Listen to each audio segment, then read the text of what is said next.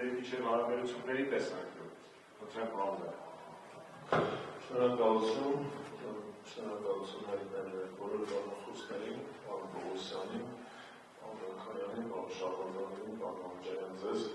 նախաձեռնության համար այս քննարկմանը և բոլոր մասնակիցներին։ Ինչի համար եմ սենց ուզում ամենապես շնորհակալ լինել քննարկման համար, որ այսօր ցավոք Հայաստանում ազգային անհրաժեշտություն ունեցող ազգային հիշողություն ենթադրող խնդիրների վերաբերյալ քննարկումները գնալով շատ ավելի ու ավելի պակասում են, ավելի ու ավելի հետին պլան են անցնում, ինչը իհարկե չի, այսպես ասած, ոչ մի կերպ չի արդարացնում այսօրվա աշխարհում ստեղծված իրավիճակը, հատկապես որ հակառակը պետք է ասել, այսօրվա աշխարհում ստեղծված իրավիճակը շատ ու շատ ավելի մեծ ցեղասպանական ռիսկեր է ստեղծում տարբեր տիպի տարածաշրջաններում և կարծեմ պարոն Պողոսյանը խոսեց դրա մասին, այսօր եթե չի աշխատում միջազգային իրավունքը, ինչ-որ մի պահ, ինչ-որ մի որոշ ժամանակ հետո դա աշխատելու և հետո ներքո մատնոցից անելու բոլոր այն տարածաշրջանները, որտեղ որ իրենց ցեղասպանական ռիսկեր, այդ թվում նաև Արցախի հետ և Արցախի շուրջ տեղի ունեցող իրադարձությունները։ Տեսեք, մինչ այսօր հայոց ցեղասպանությունը ճանաչել է մոտ 30 երկիր, ավելի ճիշտ 28 երկիր, որոնք 1965 թվականից առաջ, ասենք ուղիղ 60 տարի գործընթացը կա,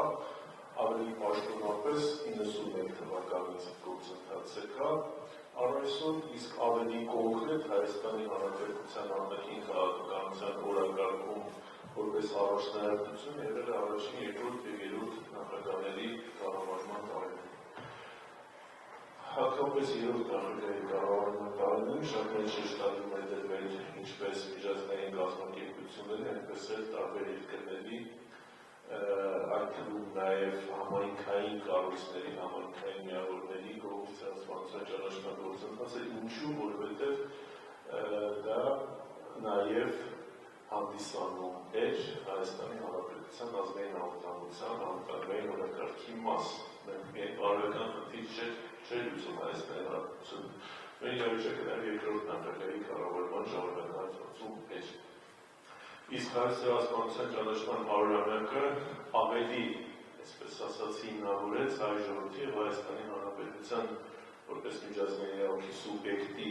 և որպես ցեղասպանության կրած ժողովրդի մասնակցությունը ցեղասպանությունների կանխարգելման և ցեղասպանությունը որպես հանցագործություն, դատապարտման և ընդդեմ ցեղասպանական հանցագործության միջազգային բոլոր ինստիտուցիոնալ մեխանիզմները կիրառելու պայքարի առաջամարտիկը դառնալ։ Ինչպես նշվեց, 100-ամյակի ժամանակ համահայկական հռչակագրի ընդունումը շատ ու շատ, այսպես ասած, կետերով հիմնավորում է հայ ժողովրդի դերակատարությունը այդ հարցում, միասնականության, մեր պայքարի ճշմարտացիության, միջազգային իրավունքի վրա հենված և տարբեր սկզբունքների, միջազգային սկզբունքների վրա հենված լինելով դրա միավորման տարբեր ազգերի և պետությունների համար այն օրակարգ դարձնելու հարցը։ Ընդհանուր առմամբ 20-րդ դարում, եթե ճիշտ եմ հիշում, տարբեր տվյալներով ցեղասպանության զոհ է գնացել շուրջ 12 միլիոն մարդ։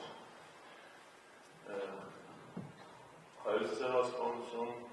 ույների, ասորիների ցեղասպանություն, մկրտային պետաների ցեղասպանություն, հետագայում Ռուանդայում, Սուդանում, Սիրիայում, Սրեբրենիցայում, Կամբոջայում տարբեր ցեղասպանություններ, այսինքն գնահատված որպես այդպիսի ցեղասպանություններ 20-րդ դարում բերել են իրավիճակին անհրաժեշտության, որ աշխարհում այդ ՄԱԿ-ի միջազգային ուշադրության ներքո է հայտնվել ընդդեմ ցեղասպանական հանցագործության վարվող պայքարի անհրաժեշտությունը։ Եվ 100-ամյակի շրջանակներում մեր խորհրդանում միտք առաջացավ այսպես խորհրդարանականներն ընդդեմ ցեղասպանական հանցագործության այսպես շարժում սկսել, երբ որ այդ միտքը սկսեցին քննարկել պետական ավելի բարձր կառույցներում, գործադիր իշխանության նախագահի աշխատակազմում և կառավարությունում, եկանք ընդհանուր եզրակացության, որ Հայաստանի Հանրապետությունը լիարժեք ունի բոլոր իրավական, քաղաքական, պատմական հիմքերը հիմնադրելու և առաջամարտիկ լինելու միջազգային գլոբալ ֆորումին, որը առայսօր գործում է։ Եվ 2015 թվականի ապրիլի 22-ի և 23-ին Հայաստանում հիմնադրվեց ընդդեմ ցեղասպանական հանցագործության գլոբալ ֆորումը։ 2016 թվականին տեղի ունեցավ երկրորդ ֆորումը, որը որոշեց, որ այսօր այդ ֆորումը դառնալու է միջազգայինորեն ճանաչված ձևաչափ և 2 տարի մեկ պարբերությամբ Հայաստանի նախաձեռնությամբ իրականացնելու է իր աշխատանքները։ 2016 թվականին ևս ընդունվեց հռչակագիր ֆորումի կողմից, հետագայում 2018 թվականին արդեն Հայաստանի նշանակողությունից հետո աստիճանաբար ցավոք նկատելի է, որ ֆորումի նպատակներն մի փոքր արդեն շրվում են և հատկապես 22 և 24 թվականների գրավիված ֆորումները, որոնք չգիտես ինչի ավելի փոխարեն տեղափոխվեց դեկտեմբերից, ավելի քիչ է խոսում կամ ավելի շատ է լռում հայոց ցեղասպանության մասին, ավելի շատ հումանիտար այլ նշանակության խնդիրների վրա ուշադրություն հրավիրելով։ Իհարկե ինչ ասեմ, որ նաև այն բարձր նշաձողը, որը որ դրված է այրերի սկզբանե Սերժ Սարգսյանի կառավարման տարիներին։ Ինչ վերաբերում է խորհրդարանական և պետական պաշտոնական դիվանագիտության կողմից իրականացված աշխատանքներին, պարոն Շահբազյանը մանրամասն նշեց մի շարք կարևոր իրադարձություններ պետության կողմից կամ պետության անունից, խորհրդարանի անունից հայոց ցեղասպանության ճանաչման գործընթացի ցանկացած նախաձեռնություն կամ դրան մասնակցություն ուներ մի քանի այսպես կարևոր շրջանում, ինչպես ասաց, դա Հայաստանի Հանրապետության հաջորդի անվտանգության մասն էր, դա բարոյական խնդիր, դա Սփյուռքի միավորման, Սփյուռքի պատմական հիշողության և պատմական արդարության վերականգնման խնդիրներ, դա ընդհանուր առմամբ աշխարհում տեղի ունեցած ցեղասպանությունների և դրանց ժխտողականության դեմ պայքարի կարևորագույն էլեմենտ էր, դա միևնույն ժամանակ նաև Հայաստանի արտաքին քաղաքականության մեջ ընդհանուր շահեր և հետաքրքրություններ առաջացնող, ընդհանուր խնդիրներ բերող, միավորող հանգամանք էր։ Եվ այս իմաստով Հայաստանի Հանրապետության արտաքին քաղաքականությունը մարմնավորվում էր միջազգային օրակարգ մտած իրադարձությամբ։ Այսօր, հատկապես 20 թվականից հետո, ցավոք Հայաստանի Հանրապետության արտաքին քաղաքականության օրակարգը ոչ միայն նվազել է, աղքատացել է այնքան, որ ոչ մի էական նշանակություն ունեցող խնդիր Հայաստանի Հանրապետության շահի տեսանկյունից կարասել չի։ Այո, կան էական նշանակություն ունեցող խնդիրներ տարածաշրջանի մասշտաբով, բայց դա յուրաքանչյուր երկիր իր, այսպես ասած, ձուկն է բռնում, իսկ Հայաստանի Հանրապետությունը սպասարկում այդ ձուկ բռնելու պրոցեսը մոռանալով սեփական առաջնահերթություններն ու ազգային շահերը։ Արցախի կորուստից հետո հատկապես ցեղասպանության միջազգային ճանաչման գործընթացի ձայնը իջեցնելով անվտանգային միջավայրի հետ կապված համապատասխան քաղաքականությունը անընդհատ փոփոխությունների ենթարկվելով, անհասկանալի փոփոխությունների ենթարկվելով։ Տեսեք, եթե որևէ մի հետաքրքրող մարդ վերցնի ասի այս պահին գոյություն ունեցող Հայաստանի Հանրապետության ազգային անվտանգության հայեցակարգը, ով ասում, որ ցեղասպանության ճանաչման մասին խոսք չկա, լավ է դերած կամ մնացած առաջնորդող փաստաթղթերը։ Բայց փաստացի քաղաքականությունը խոսում է նրա մասին, որ Հայաստանի Հանրապետությանը թելադրում է դրսից, Հայաստանի Հանրապետության իշխանությունները թելադրում են դրսից իր հեճուկս իր շահեր, իր ընդդեմ իր շահեր։ Նույնը կառավարության ծրագիրն է, նաև 21-26 թվականների գործունեության ծրագիրը վերացավ ահագին բաներ, որ այսօր կարելի է չքննադատել, համաձայնել։ Այս փաստացի իրական քաղաքականության մեջ, հասկացի վարվող քաղաքականության մեջ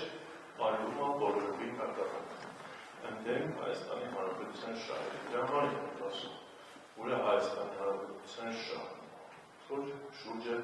տեղնանում բոլորովին անիրավիճակներ, իրադարձություններ։ Եվ անդրադառնալով նորից օրվա խորհրդին դեկտեմբերի 9-ին, որին Հայաստանի Հանրապետությունը առանձին օրենքով ճանաչեց որպես բոլոր ցեղասպանությունների հիշատակի և կանխարգելման օր, նորից ուզում եմ կարևորել այն հանգամանքը, որ անկախ ամեն ինչից այս ցեղասպանության պատմական հիշողությունը և նրա քաղաքական նշանակությունը մեր համար միշտ եղել է և պետք է մնա որպես արտաքին քաղաքականության և ներքին անհրաժեշտության ամրապնդելու անվտանգություն և անվտանգային միջավայրի ամրապնդման համար պայքարելու և նմանատիպ ճակատագիր ունեցող պետությունների հետ միասին միջազգային օրակարգին այդ խնդիրն առաջ տանելու կարևորություն, անհրաժեշտություն, դրաբար և կոնվենցիայի խորհուրդը, և օրվա խորհուրդը, և ընդհանուր առմամբ նորից ամենասկզբին ասվածին, այսօրվա աշխարհում տեղի ունեցող ռիսկերը, պատերազմական ռիսկերը, որոնք դրված են աշխարհի առաջ, ոչ մեկ չի բացառել, որ ցեղասպանությունները ցավոք կարող են կրկնել։ Եվ առաջին համաշխարհային պատերազմի ժամանակ, և երկրորդ համաշխարհային պատերազմի ժամանակ ցավոք տեղի ունեցել ցեղասպանություններ, տարբեր ժողովուրդների մեծ ցեղասպանություններ։ Հետագայում նաև թվարկածս տարածաշրջանների և երկրներում էլի քաղաքական, էթնիկ, կրոնական, տարբեր հողի վրա տեղի ունեցած զանգվածային սպանություններ են ցեղասպանական ակտերի տեսքով, որոնք որ էլի քաղաքականության հետևանք են։ Իսկ մենք որպես ժողովուրդ դա ապրելով այդ մարդկային ողբերգությունից դուրս գալով իրավունք չունենք ուղղակի մոռանալ և ասել է ոչինչ չի եղել, եկեք ամեն ինչ դնենք մի կողմի վրա ապրենք, էլի ամեն ինչ դնենք մի կողմի վրա ապրենք, բացի մեր հիշողություններից։ Մարդը որ հիշողությունը դնում է մի կողմի վրա և շարունակում ապրել, նորից ստիպված է լինում հաշվի նստել այն ողբերգությանը, ինչը որ մոռացել է։ Այդպես էլ է մարդկության ճակատագիրը, մենակ մենք չենք։ Դրա համար այսօր հրեաները թեկուզ ամբողջ աշխարհը ճանաչել է Հոլոկոստը, Շոան, և մինչև այսօր վճարում են տարբեր տիպի փոխհատուցումներ, միևնույն է, որ հրեայի չեք կարող ասել, եկեք մոռանանք Հոլոկոստը, էլի շարունակենք բարեկամություն անալ։ Իսկ իրենք բարեկամություն անում են, բայց չեն մոռանում։ Այն ինչ որ տեղ ունեցել։ Մենք ևս ցեղասպանության ճանաչման, միջազգային ճանաչման գործընթացից հրաժարվել իրավունք չունենք, այդ ընթացքում հարաբերություններ կառուցելով նաև Թուրքիայի հետ դրա փորձը մենք ունեցել ենք առնվազն 2 անգամ անկախ Հայաստանի պայմաններով։ Հետևաբար նորից պետք է շարունակել աշխարհի մյուս ժողովուրդների հետ, ամբողջ աշխարհի որոշակի կառույցների, պետությունների հետ միասին ընդդեմ ցեղասպանական հանցագործության դեմ պայքարի և դրա օրակարգերի առաջ տանելու համար։ Շնորհակալություն բանձական։ Ավարտելով մեր այսօրվա քննարկումը, ուզում շնորհակալություն հայտնել։ Պարոն Մամեջյան, հազար ներողություն երկու կարևոր բան ես ելույթում շեշտադրում մոռացա, պարոն Մելքոնյանը համայնքական հռչակագրից խոսելուց